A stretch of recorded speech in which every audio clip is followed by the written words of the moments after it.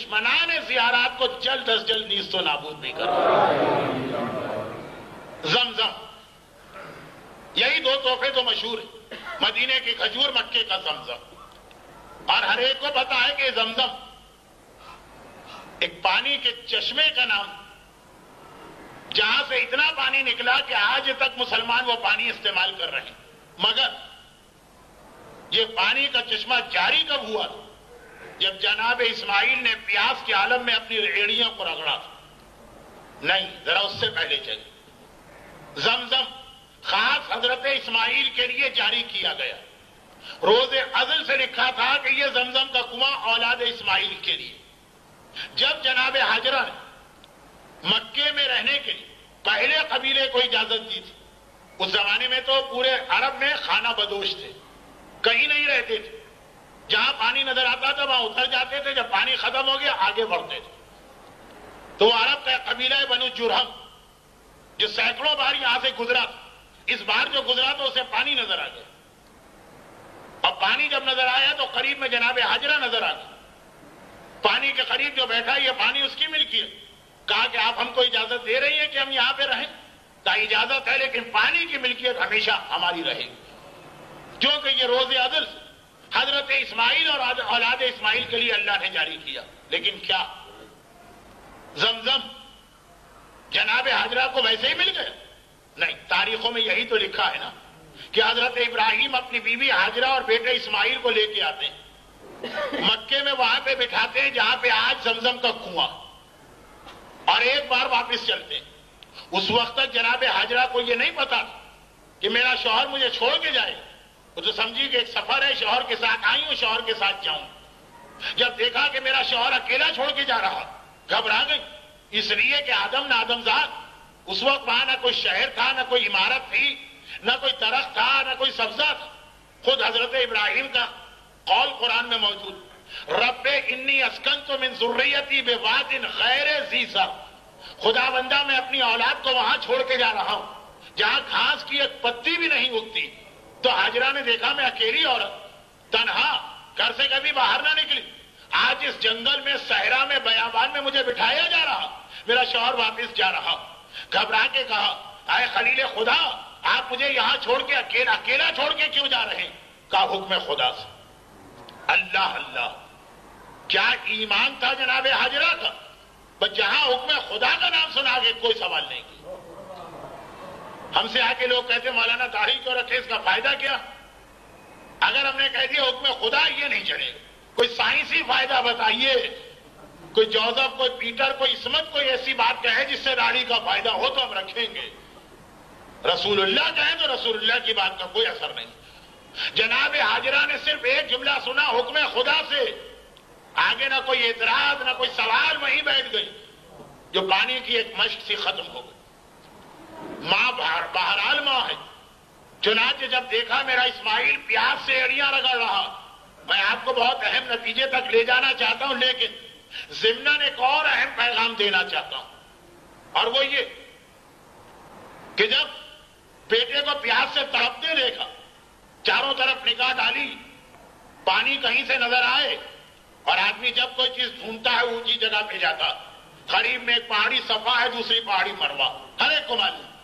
پہلی پہاڑی پہ گئی، چاروں طرف دیکھا، کچھ ایسا لگا شاید مروہ کے پیچھے پانی ہے، وہاں پہ پہنچے، وہاں دیکھا وہاں تو پانی نہیں ہے، صفا کے پیچھے نظر آ رہا ہے، یہاں پہ آ گئے۔ جناب ہاجرہ عظمت کو دیکھیے کہ 7 مرتبہ چکر لگائے، اور پروردگار کو ہاجرہ کا یہ عمل اتنا پسند آیا کہ نہ صرف یہ کہ اسے حج کا جز بنایا، بلکہ ایسا جز بنایا کہ اگر نبی حج کرے گا تب بھی اسے سنت ہاجرہ کے مطابق صحیح کرنا، اگر ولی حج کرے گا، اگر وصی حج کرے گا، اگر 4 معصومین حج کریں گے، اگر 1,24,000 انبیاء حج کریں گے، ہر ایک کو اپنے حج میں صحیح ضرور رکھنا۔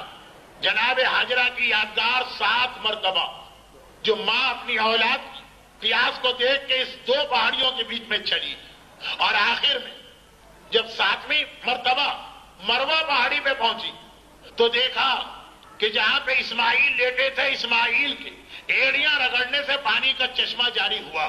جبرائیل نے آ کے پر مارا کہ اسماعیل نے ایڑیاں رگڑی، اس وقت میں کوئی تحقیقی مقالہ یا ریسرچ پیپر نہیں پڑھ رہا ہوں. پانی جاری ہوا اور ہاجرہ کی دعا پوری ہوئی. لیکن ابھی ایک بات اور سن لیجیے. پروردگار کی رحمت آئی. کبھی رحمت پروردگار بھی اتنی زیادہ آتی ہے کہ وہ زحمت نظر آنے لگتی ہے. اس کی دو واضح مثالیں. حضرت ابراہیم کو آگ میں پھینکا جا رہا. کتنی زبردست آگ تھی.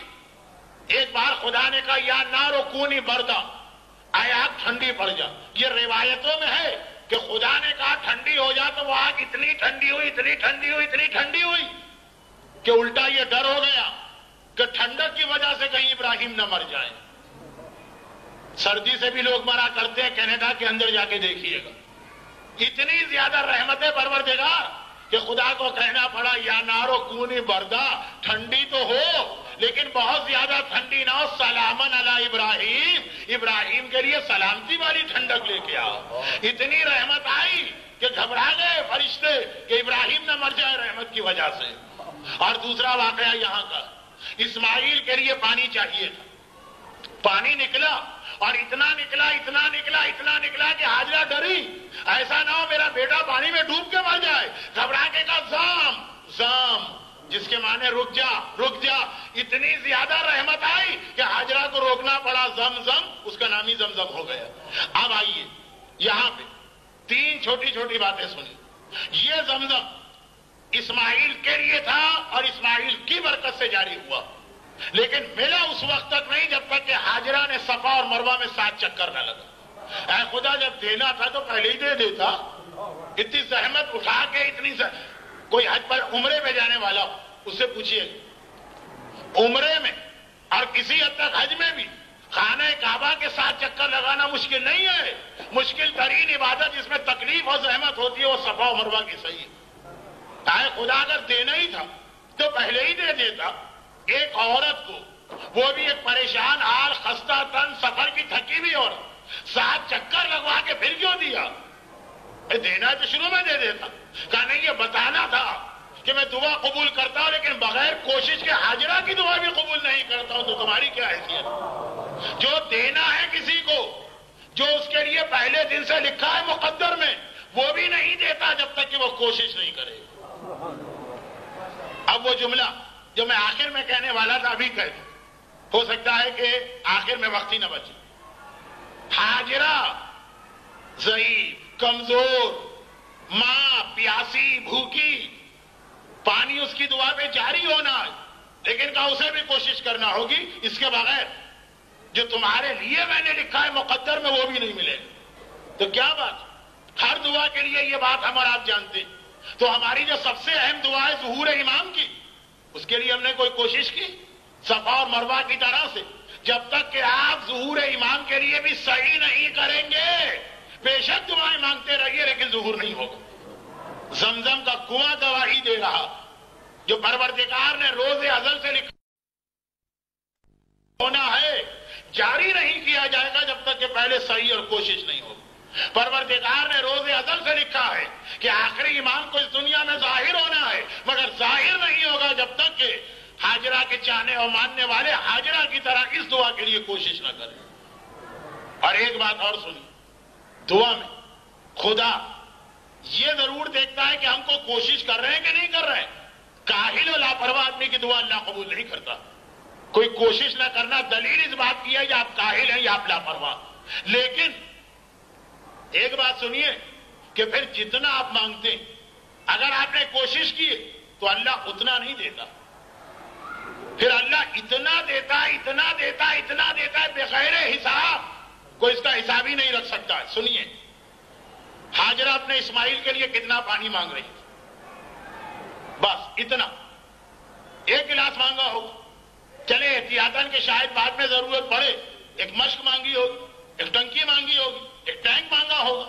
کتنا پانی اس وقت حاجرہ کو اسماعیل کے لیے چاہیے؟ فی الحال تو اتنا چاہیے ہے کہ اسماعیل کی پیاس بجھ جائے اور جان بچ جائے. دعا مانگنے والی نے اتنا پانی مانگا تھا 2 گھونٹ، لیکن خلوص دل سے مانگا تھا اور کوشش کر کے مانگا تھا. تو دینے والے نے اتنا دیا کہ 4000 سال ہو گئے. وہ حاجرہ کی دعا کا پانی آج تک جاری ہے. ایک اسماعیل کے لیے مانگا تھا، ساری دنیا اس پانی سے استفادہ کر رہی ہے۔